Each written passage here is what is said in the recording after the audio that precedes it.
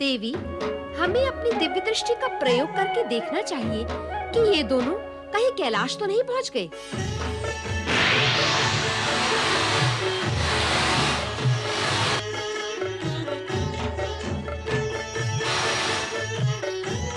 देवी पार्वती गणेश और कार्तिकेय के साथ कैलाश पर हैं।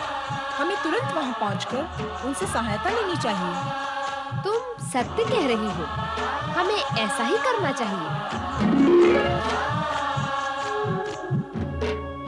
कारण भी तो होना चाहिए। भोलेनाथ एकाएक किसी को सूचित किए बिना अदृश्य हो गए। कहाँ गए, क्यों गए, किसी को कुछ ज्ञात नहीं। शांत हो जाए माता, वे जहाँ भी गए होंगे लौटकर तो यहीं आएंगे। माता, आप ही ने तो कहा है कि पिताश्री अपने भक्तों की पुकार सुनकर गए तो उन्हें संतुष्ट करके लौट आएंगे। माता, वे कैलाश से अधिक समय तो दूर नहीं रह सकते। नमस्कार देवी पार्वती। देवी पार्वती को नमस्कार। माता लक्ष्मी को प्रणाम। माता सरस्वती को प्रणाम।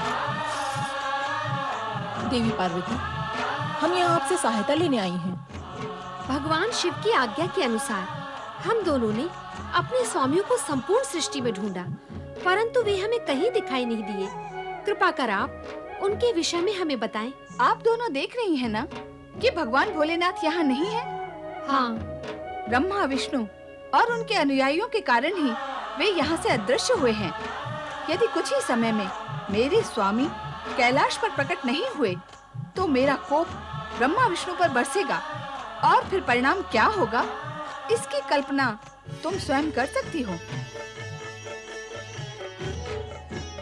भगवान शिव हमारी उपेक्षा करके कैलाश से अदृश्य हो चुके हैं और ये सब ब्रह्मा जी व विष्णु जी के कारण ही हुआ है। इसलिए हम सभी बहुत ही आहत, असंतुष्ट व क्षुब्ध हैं। देवियों, आप दोनों हमारे लिए माता के समान हो। हम नहीं चाहते कि आपको किसी प्रकार का कष्ट हो, इसलिए आप तुरंत ब्रह्मा जी व विष्णु जी को संदेश पहुंचाएं कि वे पिता श्री शिव शंकर को कैलाश पर प्रकट होने के लिए प्रेरित करें। हम तो उन्हें ही ढूंढते हुए यहाँ आई हैं। भला हम उन्हें संदेश कैसे पहुंचाएं? तुम उन्हें ढूंढ रही हो और वे दोनों अपने अपने लोक तक पहुँच चुके हैं।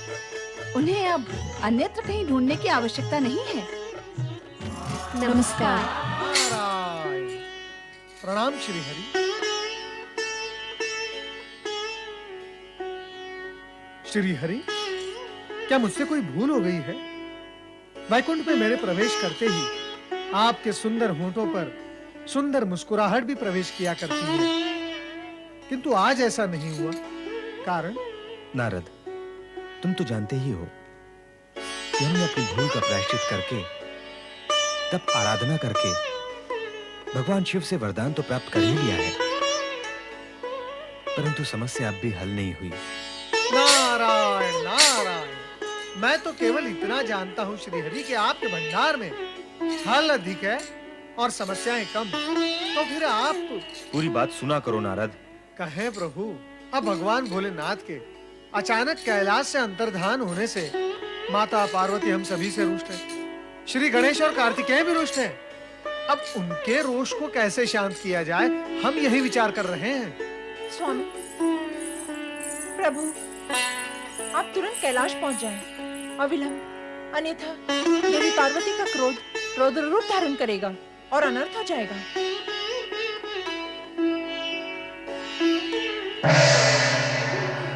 माता, मेरे लिए क्या आज्ञा है? नारद, ऐसे समय में तुम्हें भी अपने प्रभु के साथ ही होना चाहिए। ब्रह्मदेव, हम देवी पार्वती की उग्रता और गणेश व कार्तिकेय का रोष अपनी दिव्य दृष्टि से देख चुके हैं देवी, परंतु हम स्वयं नहीं जानते कि भवनाथ का रूप धारण करने के लिए भगवान शिव कहाँ दृश्य हुए हैं। ऐसे में हम देवी पार्वती को क्या उत्तर देंगे? हम तो स्वयं दुविधा में हैं। तो फिर क्या किया जाए? यद्यपि पार्वती हमारी सखी है, किंतु इससे पूर्व हमने कभी ऐसे उग्र रूप में नहीं देखा। पति के प्रति चिंता व आशंका पत्नी को उग्र बना देती है। उस उग्रता को शांत करने के लिए आप तुरंत ही कैलाश पर पहुंचे स्वामी, अन्यथा परिणाम भयानक हो सकता है।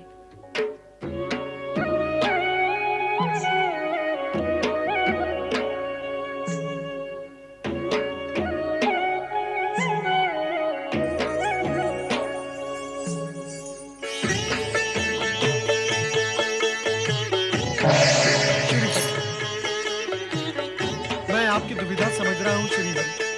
यहाँ का तो समूचा वातावरण ही दुविधापूर्ण, आतंकित और भयावह है।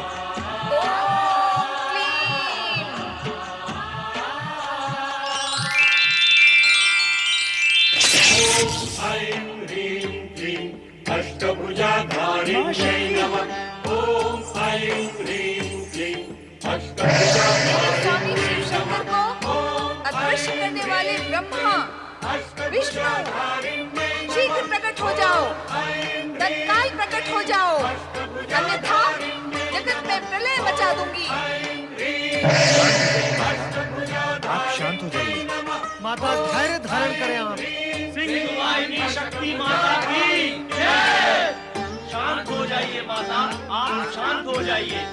आप शांत हो जाएं, कारण कि मुझे वरदान देते समय स्वयं भगवान शिव ने कहा था कि वे भवनाथ का रूप धारण करने तक कैलाश से अदृश्य रहेंगे। भावनात्मक रूप धारण करने का निर्णय स्वयं भगवान शिव का है। इसमें हम में से कोई भी दोषी नहीं है।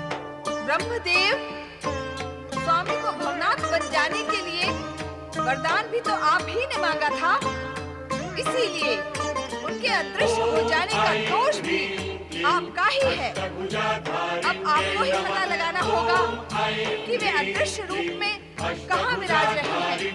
अब जाएं, तुरंत पता लगाएं। जैसी आपकी आज्ञा माता। आप क्रोधित न हो माता। शांत हो जाए माता, पिताश्री शीघ्र ही प्रकट हो जाएंगे।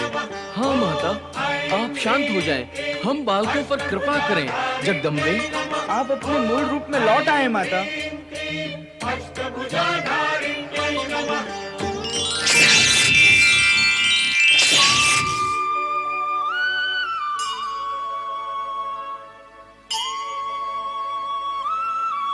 माता, आप निश्चिंत हो जाएं।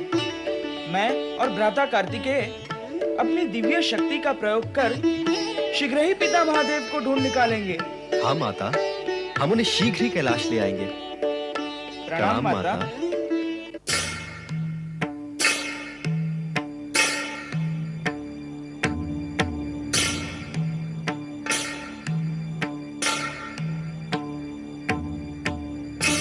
हे त्रिभुवनपति, हे शिव शंकर, हे त्रिलोकीनाथ, आप कहाँ दृश्य हो गए हैं? हर हर महादेव। आप कहाँ हैं भोलेनाथ? प्रकट होकर हमें दर्शन दे महेश्वर। हे भोलेनाथ, हे शिव शंकर, हे त्रिकालदर्शी, भक्त वत्सल देवेश्वर, अपने भक्तों की पुकार सुने प्रभु, अपने भक्तों की पुकार सुने। आप कहाँ छुपे हैं महादेव? हम आपको कहाँ ढूंढे देवादिदेव? आप जहाँ भी हो, अपने भक्तों को दर्शन दो भोलेनाथ। दर्शन दो भगवान भोलेनाथ, दर्शन दो। पिता देवादिदेव, महादेव, कहाँ हैं आप? जगत के कण कण में व्याप्त हैं आप, फिर भी हम आपको देख नहीं पा रहे। आप कहाँ अदृश्य हो गए? नारायण नारायण, तो आप भी मेरी ही भांति भगवान भोलेनाथ को खोज रहे हैं। ऐसा प्रतीत होता है नारद कि भगवान शिव को ढूंढने वालों की संख्या बढ़ रही है। अब हम उन तक अवश्य ही पहुंच सकेंगे। किंतु परमपिता, हमें भगवान भोलेनाथ तक पहुंचने वाले मार्ग का ज्ञान नहीं है। नारद, जो महादेव निर्धन को वैभव दे सकते हैं, असंभव को संभव कर सकते हैं, वो मार्ग के अज्ञानियों को ज्ञान का मार्ग भी अवश्य देंगे। श्री हरि का कहना उचित ही है नारद। जिन भगवान शिव ने प्रश्न और शंकाओं को जन्म दिया है, वे ही समाधान और उत्तर प्रकट करेंगे। उनके लिए कुछ भी असंभव नहीं, सब कुछ संभव है नारद।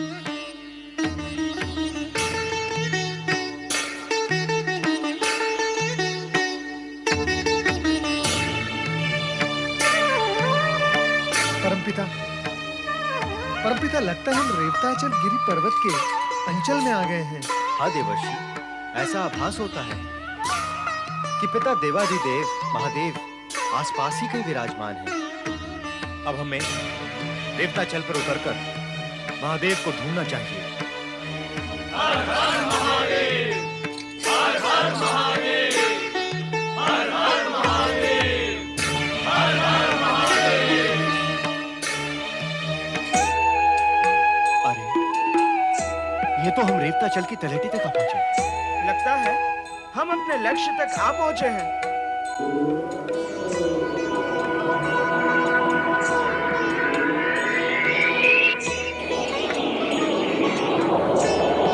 भैया कार्तिकेय, आप भी अपनी दिव्य दृष्टि से उधर देखें। वहां आपको शिवलिंग और शिवलिंग में शिव ज्योति भी दिखाई देगी।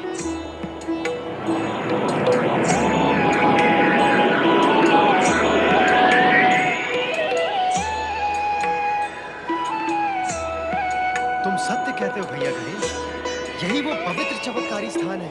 हे जगत के भाग्य विधाता, हे सबके भाग्य लिखने वाले, आप यहाँ क्यों छिपे हैं? ये समय की पुस्तक और पुस्तक के प्रत्येक पृष्ठ पर आपके हस्ताक्षर हैं। फिर भी हे प्रभु, आप प्रकट नहीं हो रहे हैं। आप दर्शन देकर हम सबकी व्याकुलता दूर करें।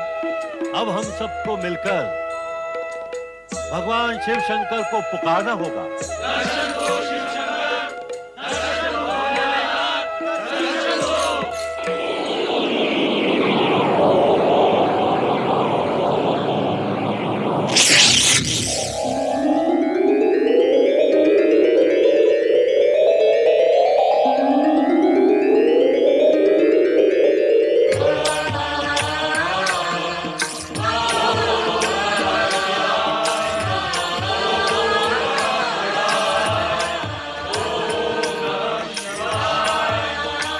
रेवताचल गिरनार पर्वत की तलहटी का ये पावन स्थल भवनाथ शिवलिंग के नाम से प्रसिद्ध है। हमें यह रमणीय स्थल अत्यंत प्रिय है। हम आप सभी देवगण से यह अनुरोध करेंगे कि आप सभी अपने अंश रूप में यहाँ निवास करें। भवनाथ शिवलिंग में हमारी शिव ज्योति सदा के लिए विराजमान है। आपकी आज्ञा का पालन होगा महादेव।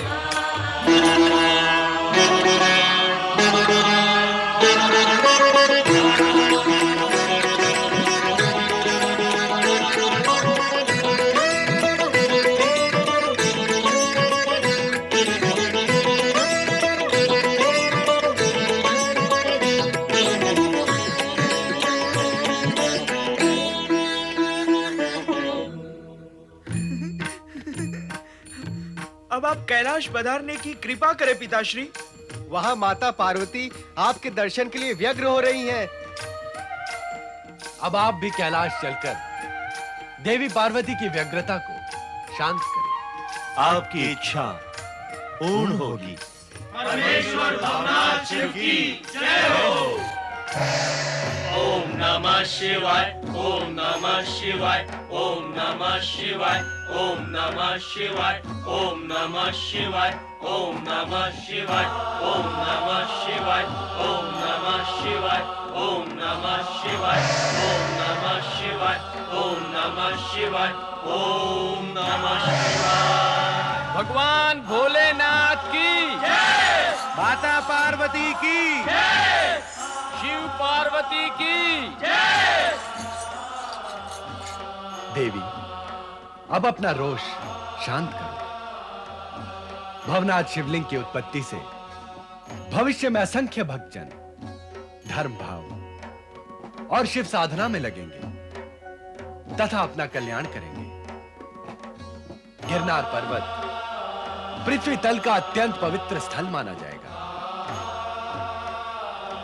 और समस्त पुण्यों का फल भवनाथ के दर्शन तथा स्वर्ण रेखा नदी के स्नान से प्राप्त होगा। देवी, भवनाथ में तुम्हें भी हमारे साथ ज्योति रूप में विराजमान रहना होगा। हाँ देवी पार्वती, आपका भवनाथ में विराजना भक्तों के लिए हर्षपूर्ण होगा। भक्तगण, आप दोनों के दर्शनों से धन्य हो जाएंगे। मैं आप सभी की इच्छा का सम्मान करते हुए भवनाथ में भगवान शिव के साथ सदा सदा के लिए विराजमान रहूंगी। भगवान शिव और माता पार्वती की जय! भगवान शिव और माता पार्वती की जय!